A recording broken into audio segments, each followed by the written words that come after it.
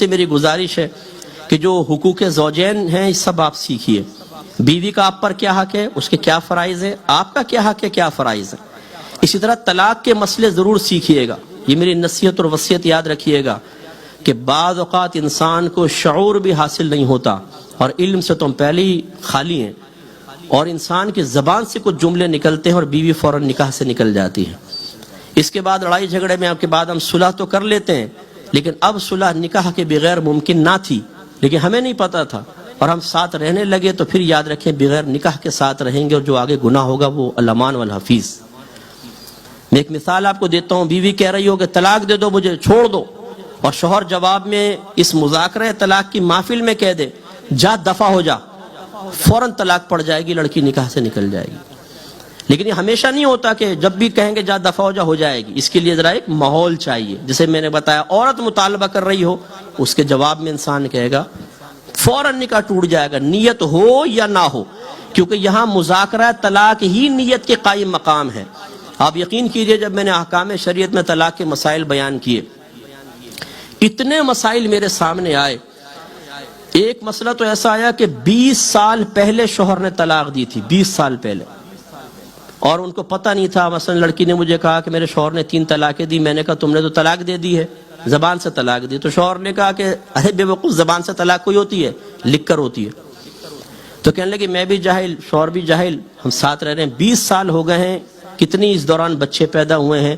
آج مفتی صاحب پتہ چلا ہے کہ لکھنے کے بعد کا زبان سے طلاق دینا اصل ہے، لکھنا تو اس کا قائم مقام ہوتا.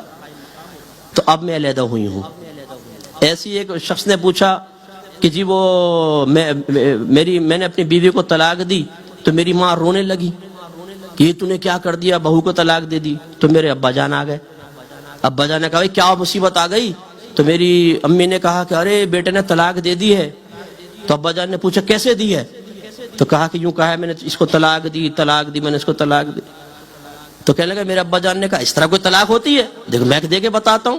کہنے لگا اپنی بیوی کو کہا تجھے میں نے طلاق دی اور کہنے لگے بتا کچھ ہوا؟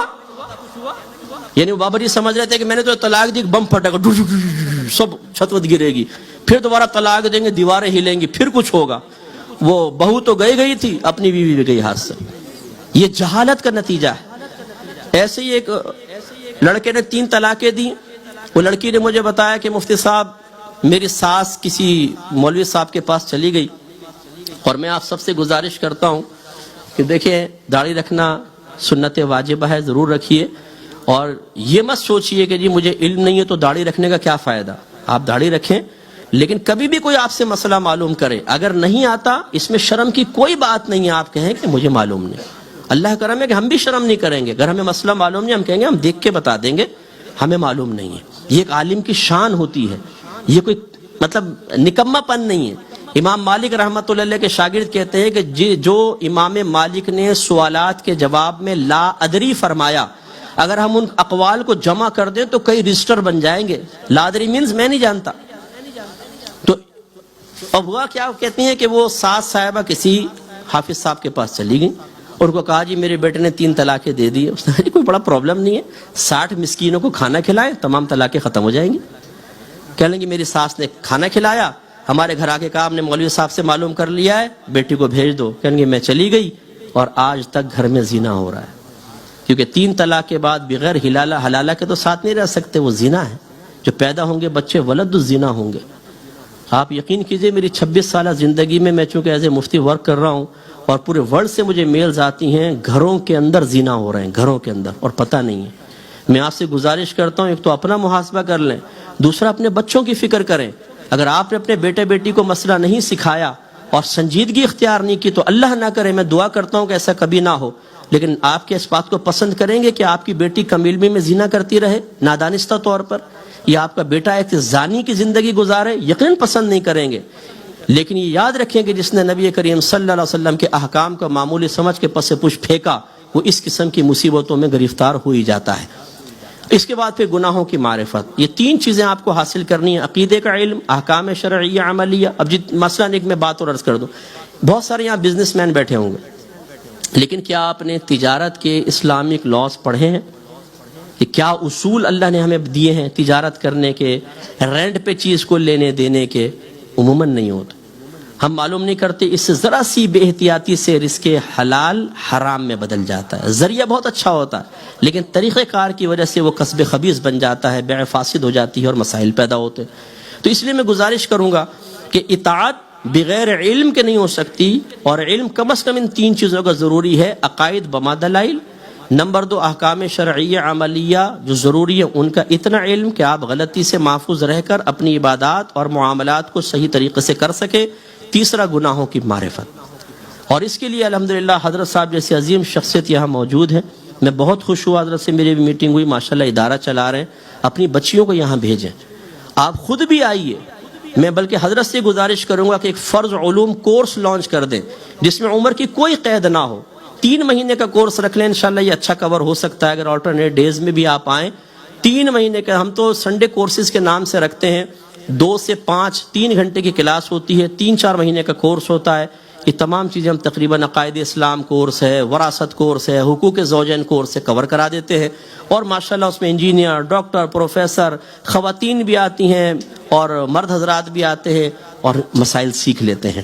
یہ شعور بیدار کریں تو انشاءاللہ بہت اچھا ہوگا. اور اب تھوڑا سا آج جا کر سنجیدگی کے ساتھ بستر پہ لیٹ کے اپنے بارے میں سوچیں. بس یہی آخری بات ہے کہ ایک تو محاسبہ اپنا, اور ایک اللہ تعالیٰ نے ذمہ داری آپ کی اگلی نسلوں کی آپ پہ ڈال دی ہے. یا ایھا الذین آمنوا قوا انفسکم واہلکم نارا وقودھا الناس والحجارہ, اے ایمان والو اپنے آپ کو اور اپنے گھر والوں کو جہنم کی اس آگ سے بچاؤ جس کا ایندھن آدمی اور پتھر ہے. تو یہ چیزیں آپ کو بھی سیکھنی ہے, اپنے گھر والوں اور بچوں کو بھی سکھانی ہے. اللہ تعالیٰ فرماتا ہے وَأْمُرْ أَهْلَكَ بِالصَّلَاةِ وَاصْطَبِرْ عَلَيْهَا لَا نَسْأَلُكَ رِزْقًا نَحْنُ نَرْزُقُكَ. اللہ تعالیٰ فرماتے ہیں اپنے گھر والوں کو نماز کا حکم دے اور خود بھی اس پر ثابت قدم رہ.